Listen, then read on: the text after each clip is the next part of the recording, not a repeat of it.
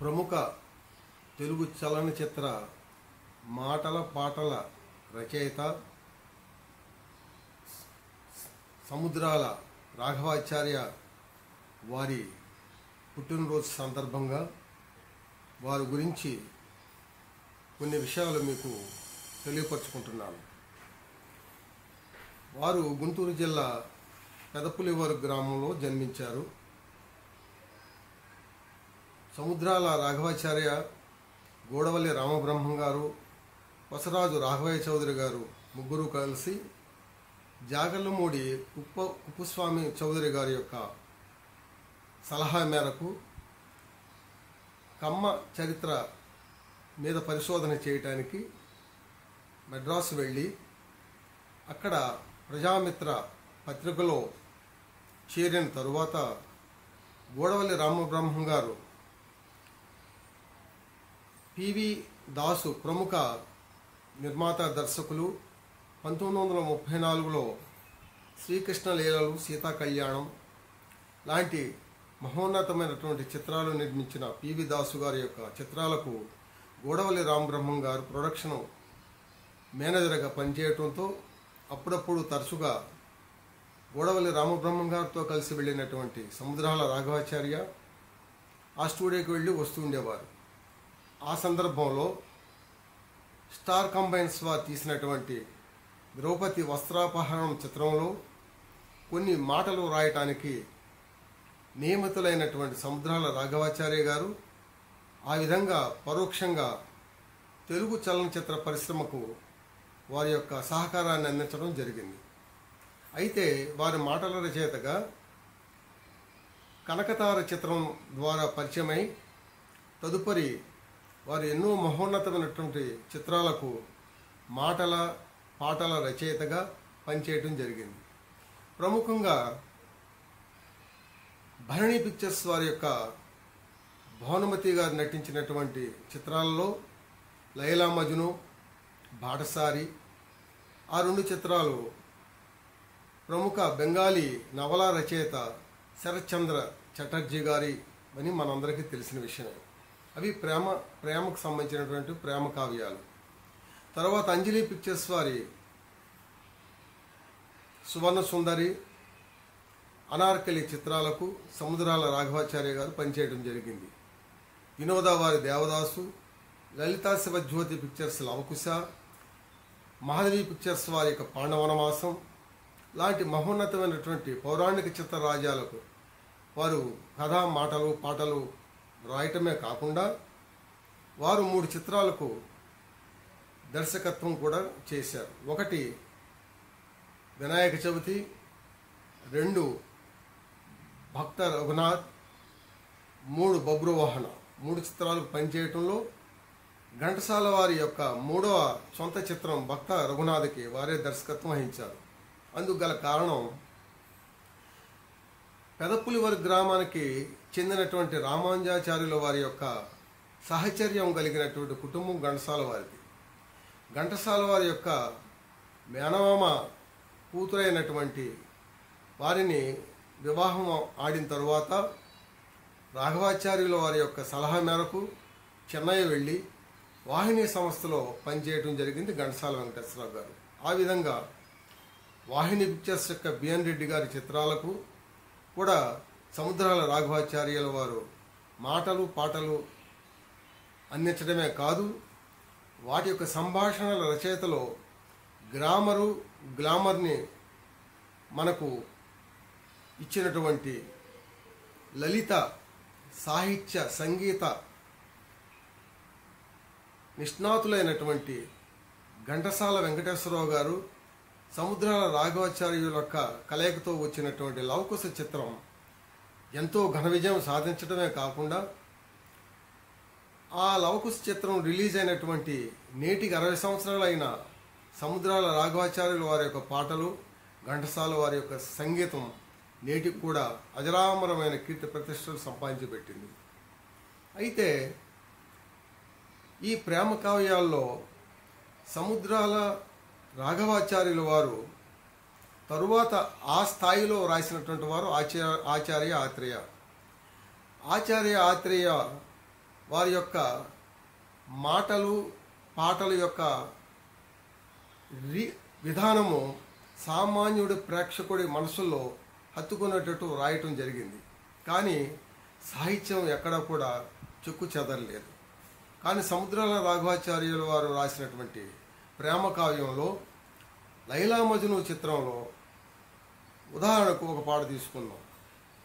ఏమిటంటే, ప్రేమే నేరమౌన మాపై ఈ పగేలా అనే పాట, తరువాత బాటసారిలో ఓ బాటసారి నన్ను మరవకోయి అనే పాట, సువర్ణ సుందరి చిత్రంలో మరికొన్ని పాటలు అజరామరమైనటువంటి కీర్తి ప్రతిష్టలు తెచ్చిపెట్టినవే కాకుండా తెలుగు సాహిత్య సంపదని సుసన్నం చేసినటువంటి పాటలు. అదేవిధంగా వినోదవారి దేవదాసు చిత్రంలో మరపురాని బాధ కన్నా మధురమే లేదు, గతము తలచి ఒకచే కన్నా సౌఖ్యమే లేదు, అందరాని పొందు కన్నా అందమే లేదు, ఆనందమే లేదు అంటూ ఆ పాట ముగింపులో ప్రేమ ఇంతేలే పరిణామం ఇంతేలే అంటూ సముద్రాల వారు రాసినటువంటి ఆ ప్రేమ యొక్క ఆ తత్వాన్ని, ప్రతి యొక్క ప్రేమ హృదయాలను తాగుతుందనేటటువంటి విషయాన్ని వేరే చెప్పక్కర్లేదు. విజయవారి తొలి చిత్రం షావుకార్. ఆ చిత్రానికి పాటలు సముద్రాల రాఘవాచార్యులు వారు రాయటం, అదేవిధంగా అన్నపూర్ణ వారి తొలి చిత్రం దొంగరాముడు చిత్రానికి సముద్రాల రాఘవాచార్యుల వారు పాటలు రాయగా డివి నరసరాజు గారు మాటలు రాయటం జరిగింది. ఇక్కడ దేవదాసు చిత్రం గురించి కొన్ని పాటలు ఉదాహరించాలనుకుంటున్నాను. ఒకటి, ఆ చిత్రంలో ప్రతి సన్నివేశం, ఆ సన్నివేశానికి తగ్గట్టుగా సముద్రాల వారు రాసిన మాటలు, ప్రత్యేకించి చంద్రముఖి, దేవదాసు ఆ పాత్రల నడుమున సాగేటటువంటి హృదయ విదారకమైనటువంటి ఆ సంభాషణలో ప్రతి ఒక్క ప్రేక్షకుణ్ణి ఆనాటి నుంచి నేటి వరకు చూస్తున్నటువంటి వారు అందరూ కూడా ఎంతగానో ఆస్వాదించడం జరుగుతుంది. అయితే దేవదాసు చిత్రంలో మరొక పాట ప్రముఖ నటి గాయని రావు బాలసరస్వతి గారు పాడినటువంటి 3 పాటల్లో తానే మారెనా గుణమ్మే మారెనా అనే పాట చాలా ప్రాముఖ్యతను సంతరించుకున్న పాట. ఈ యొక్క వినోదవారి దేవదాసు చిత్రం తరువాత, అంటే సుమారు 20 సంవత్సరాలకు ప్రముఖ దర్శకురాలు నటి విజయ నిర్మల గారి యొక్క కోరిక ప్రోత్సాహం మేరకు నటశేఖర కృష్ణ గారు నిర్మించినటువంటి చిత్రం దేవదాసు.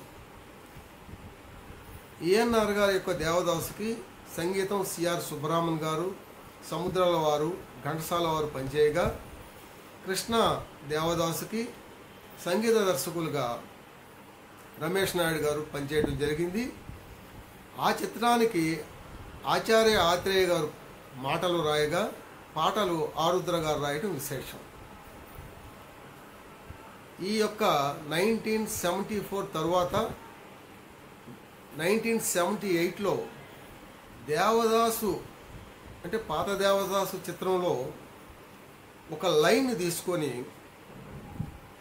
ఏమిటి, పాపపుణ్యాలు విచారించే ఆ దేవుడు నాకు ఏ శిక్ష విధిస్తాడో తెలియదు కానీ మళ్ళీ జన్మంటూ ఉంటే నీకు భర్తనే పుడతాను అమ్మి అని చెప్పి దేవదాసు అన్న ఒక మాటని లైన్ తీసుకొని దర్శకరత్న దాసనారాయణరావు గారు దేవదాసు మళ్ళీ పుట్టాడు అనే చిత్రం దర్శకత్వం వహించడం జరిగింది. ఈ చిత్రానికి పాటలు ఆచార్య ఆత్రేయ గారి యొక్క శిష్యుడు మైలవరపు గోపి గారు, సి నారాయణ రెడ్డి గారు రాయటం జరిగింది. ఇప్పుడు అలనాటి దేవదాసు, కృష్ణ దేవదాసు, దేవదాసు మళ్ళీ పుట్టాడులో ఒక 3 పాటలను ఆ వైవిధ్యాన్ని మీకు తెలియపరచాలనుకుంటున్నాను. ఒకటి, కల చెదిరింది కథ మారింది కన్నీరే ఇక మిగిలింది, కన్నీరే ఇక మిగిలింది అనే పాట. మరుపురాని బాధ కన్నా మధురమే లేదు, గతము తలచి ఒగచే కన్నా సౌఖ్యమే లేదు, అందరాని పొందుకన్నా అందమే లేదు, ఆనందమే లేదు, చెలియలేదు చెలిమి లేదు అనే ఒక పాట. ఈ 2 పాటలకు అనుసరించి దేవదాసు మళ్ళీ పుట్టాడు చిత్రంలో సాలూరు రాజేశ్వరరావు గారు కంపోజ్ చేసిన మైలవరపు గోపి గారి పాట. నడి వీధిని దీపం ఒకటి సుడిగాలికి ఊగుతున్నది, ఎవరు దీన్ని వెలిగించారో వారి కొరకు వెతుకుచున్నది, నడి వీధిని దీపం ఒకటి. ఈ 3 పాటల యొక్క స్వారూప్యాన్ని చూస్తే పాటల రచనలో కానీ సంగీతంలో కానీ ఎవరి వైవిధ్యాన్ని వాళ్ళు తెలియపరచడం జరిగింది. అదేవిధంగా సువర్ణ సుందరి చిత్రం, పరదేశి చిత్రం అపజయం పాలైన తర్వాత అంజలి పిక్చర్స్ వారు 1953లో హిందీలో వచ్చినటువంటి అనార్కలి చిత్రాన్ని ఆదినారాయణరావు గారు, అంజలి గారు చూసి ఆ చిత్రాన్ని 1957లో తిరిగి నిర్మించడం జరిగింది. ఏదైనప్పటికీ మన చలనచిత్ర పాటల పూదోటలో సుసంపన్నం చేసినటువంటి సాహిత్య ప్రక్రియలో సముద్రాల రాఘవాచార్యుల వారు, మల్లాది రామకృష్ణ శాస్త్రి గారు, దేవులపల్లి కృష్ణశాస్త్రి గారు, ఆచార్య ఆత్రేయ గారు, ఆరుద్ర గారు, వసరాజు రాఘవయ్య చౌదరి గారు, డాక్టర్ సి నారాయణ రెడ్డి గారు, దాశరథి కృష్ణమాచార్యుల వారు, ఇలా ఆ యొక్క సాహిత్య అక్షరాలకు లక్ష్యాన్ని నేర్పి మానవ జీవన ప్రమాణాలకు అద్దం పట్టేటట్టుగా వ్రాసిన పాటలు నేటికి చిరస్థాయిగా నిలబడ్డాయి. ఇందుకు గాను ఆత్రేయ ఆర్ట్స్ పేరిట కొత్తగా మేము ప్రారంభిస్తున్నటువంటి యూట్యూబ్ ఛానల్లో ప్రేమే నేరమౌన అనేటటువంటి టైటిల్ పేరుతో, ప్రేమ ఏది నీ చిరునామా అనే సబ్ టైటిల్తో ప్రారంభించబోతున్నటువంటి యూట్యూబ్ ఛానల్లో మొట్టమొదటిసారిగా సముద్రాల రాఘవాచార్యుల వారి యొక్క పుట్టినరోజు సందర్భంగా ఈరోజు ప్రారంభించడానికి ఎంతగానో ఆనందిస్తూ ఈ యొక్క విశేషాలను చిన్నప్పటి నుండి నేను నెమరు వేసుకుంటున్నటువంటి అలనాటి పాటల సాహిత్యాన్ని మీకు అందిస్తున్నందుకు గాను ఎంతగానో సంతోషపరుస్తూ సదా మీ అమలాపురపు అమరాచారి. నమస్తే.